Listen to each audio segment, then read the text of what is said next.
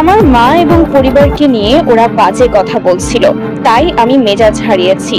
ওরা ইচ্ছে করেই আমাকে রাগানোর চেষ্টা করেছে, তাই আমিও ওদের উচিত শিক্ষা দিয়েছি।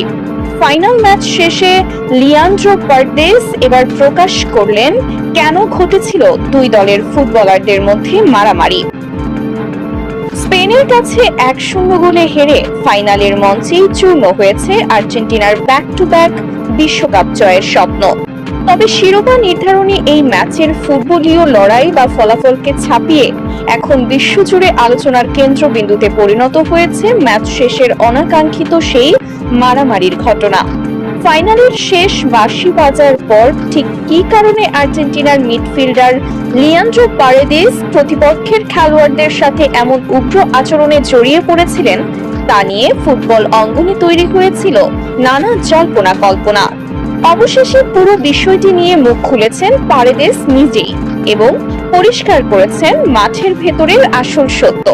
ঘটনার বর্ণনা দিয়ে ক্ষুব্ধ পারেদেস জানান, ম্যাচটা হারার পর আমাদের দলের সবার মন ভীষণ খারাপ ছিল। ফাইনালে এসে এভাবে হেরে যাওয়াটা মেনে নেওয়া কঠিন, তাই আমরা প্রত্যেকেই মানসিকভাবে পুরোপুরি ভেঙে পড়েছিলাম।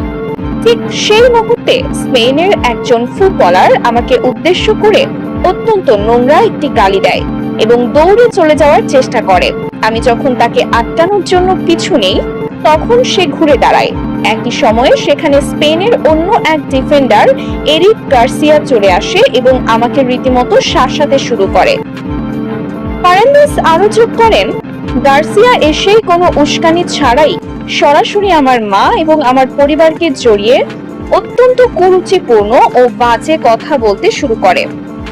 ফাইনাল হারার চরম মানসিক যন্ত্রণার মুহূর্তে নিজের পরিবারকে নিয়ে এমন অপমানজনক মন্তব্য আমি কোনোভাবেই সহ্য করতে পারিনি।